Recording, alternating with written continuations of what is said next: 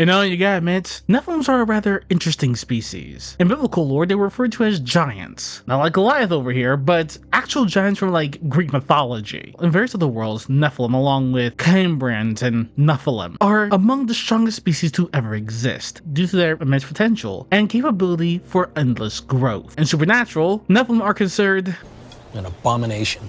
Well, yeah, that. A species that was never meant to be, made all the more dangerous by their very existence. In biblical accounts, the Nephilim had been ancient conquerors of the world, prior to the flood, of course. Powerful, yet vulnerable to corruption. Not as if angels weren't, to be fair, just as freaking Lucifer and the soul-snacking squad, the Grigori. Alongside their angelic fathers, they corrupted humanity with forbidden knowledge of astronomy, warfare, healing, how to rule, how to dominate. This allowed ancient humans to centralize power and forge brutal kingdoms that shed innocent blood and committed horrific offenses before God. Then, of course, the flood came and wiped their asses out. But in Supernatural, Nephilim are an entirely different beast, far more dangerous than anyone could actually ever imagine. To understand why Nephilim are so feared and considered abominations, we must first look at what they are fundamentally. The offspring of an angel and a human. This combination gives them the power of angels while possessing the body, soul, and heart of a human. A very incredible, potent mix. But of course, it gets worse. You see, unlike in other universes, except for Fallen, but we're not dealing with Salvatore nonsense today, Supernatural introduced a concept that makes Nephilim even more dangerous. The lore says, quote, a Nephilim becomes more powerful than the angel who sired it. Outside of Fallen, again, this concept never appears. So why would this work in Supernatural? In this universe, angels and demons gain power by consuming souls. Well, not so much consuming as just holding them within themselves, as a permanent power boost. At least it seems that way.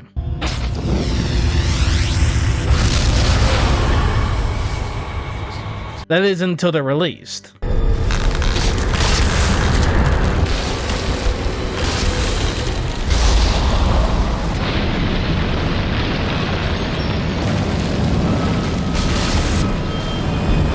This shows that souls retain a form of permanence even after they've been used up. However, their power appears limited to the number of souls consumed. Once the energy is used, more cannot be extracted. So this is what makes Nephilim so inherently dangerous. The fusion of angelic grace and a naturally present human soul creates a dynamic loop of increasing power. As Nephilim ages, their power grows, their grace and soul in perfect equilibrium. It forms a self-sustaining regenerative loop. The soul fuels the grace replenishes the soul. After all, angels are spiritual beings, and when the grace is stripped from them, they essentially become human souls. Grace is basically a soul on steroids. But when both elements grow together over time, you get a being of tremendous, ever-growing power.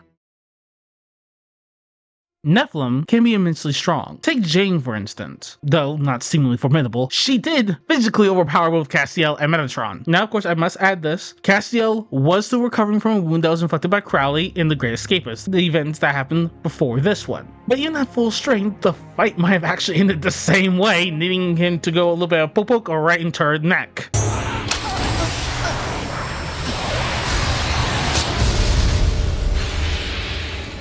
More importantly, Jane may have been a relatively young Nephilim who hadn't grown into her full power. Nephilim grow up.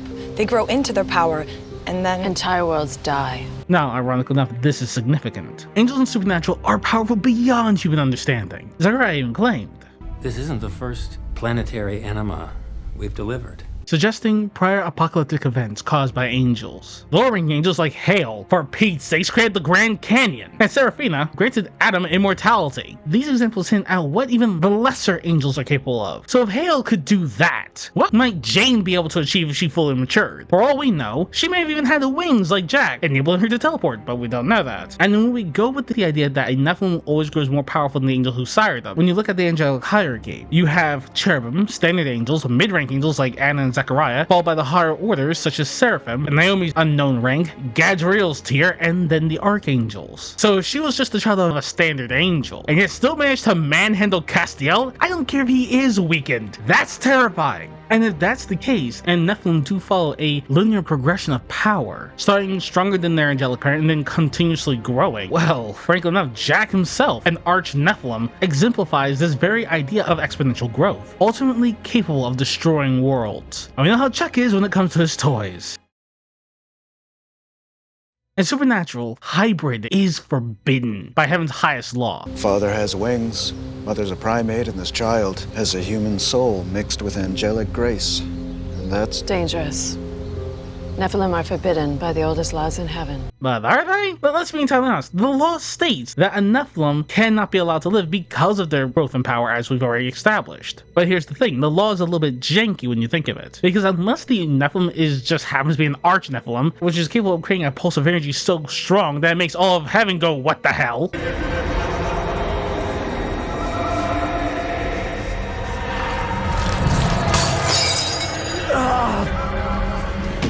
Angel radio, there's so many voices. What are they saying? Yeah, there's been a massive surge in celestial energy.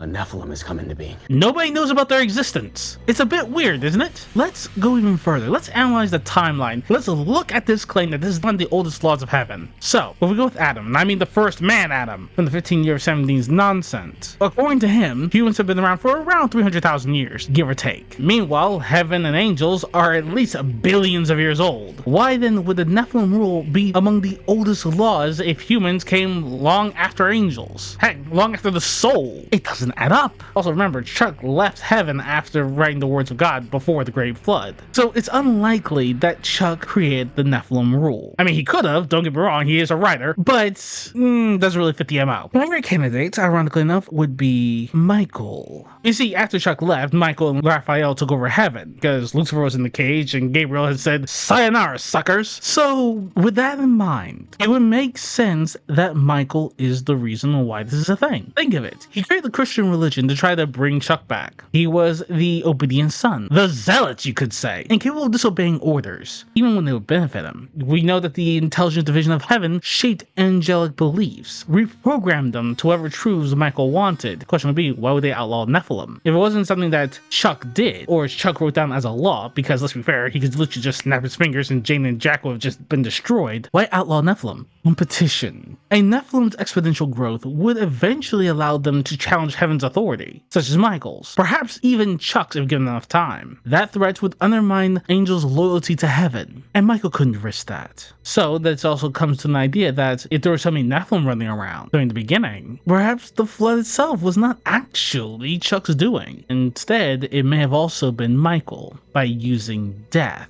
After all, we were never told who actually sealed death away. Not concretely. I mean, after all, you can attribute everything to Chuck because he's freaking God, but let's think of this a bit logically. The alternative Michael gives us the idea that angels could seal away death. I can. You know, in my world, we locked death away and enslaved the Reapers. Why couldn't Michael do the same thing? After all, there is a spell that allows us to bind death. Sam and Dean could use it. Lucifer used it. Why couldn't Michael? It's not like he wouldn't know about it, and I think that's the reason he did. So Michael, trying to eliminate the competition, destroyed the Nephilim, along with the various other species that were on the planet that was a bit of an annoyance, like Gog and Magog species, and probably in some of the deities too. But it doesn't matter. It would explain why Chuck didn't destroy Jack or Jane. He was on there for millennia. He knew their existence. There's no way he didn't. So this comes to an idea that a few people actually believe, that he hated Nephilim, that he was scared of them, and I don't believe he did. Michael did. After all, they were far more of a threat to him than Chuck, which leads us to a common misconception. Let's clarify something. Chuck craves control. He is a writer, narratively driven, crafting events for his own entertainment. So where did the idea that Chuck feared Nephilim came from? Most likely from this line. Look, the point is, the kid did all that with 2 words.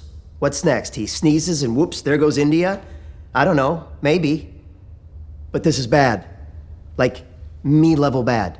Understandable, but misleading. Chuck never acted against Jack or Jane until Jack started messing with existence, i.e. making it so that people cannot lie. Now, some fans retroactively link Jack's role in Chuck's defeat to a supposed ancient fear of the Nephilim, but that really doesn't hold up. Chuck is narcissistic and nigh omnipotent. He had limitations. He couldn't read his own death book or destroy it, and he couldn't actually give himself the ability to read it. After all, again, he does have limitations, but people for some reason think he doesn't. The reason why he wanted why the death bolt was to keep it out of the hands of Sam Dean is not only because it had his only weakness, but also because death was also working against him. Yeah, the one person who could read the book was against him. So that'd be kind of a sticky situation, would you think? Earlier discussions, we established that Chuck's hatred for Jack stemmed not from fear, but loss of control. That Jack could become a rival author, a narrative threat that was out of his control. But let's be entirely honest here, he didn't actually start getting angry until Sam and Dean decided to go off script. But it brings up a rather interesting little question. If he wasn't scared of Nephilim, and let's be fair, Nephilim couldn't really do anything to him, why was the Nephilim key to Chuck's downfall? Well, I think it's because of the unique conditions of their existence. The soul grace equilibrium gives a Nephilim to limitless growth potential.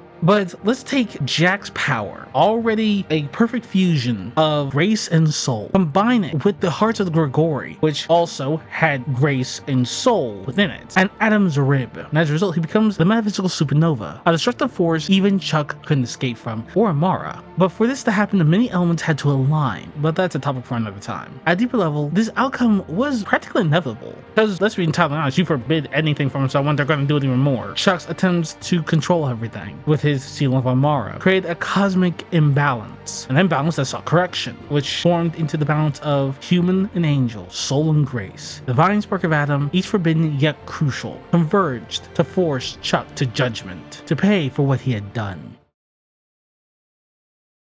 That's why Nephilim are so dangerous. They embody the free will of humanity, the creative spark of the soul, the enviable power of angels in perfect harmony, a system built to resist control, and a blind spot in Chuck's so-called omniscience. And the funniest part? Chuck's defeat came from two things he could never see coming. One was obvious, and the other was hidden and underestimated. Then again, how else were you going to take down a narcissistic piece of crap like him otherwise?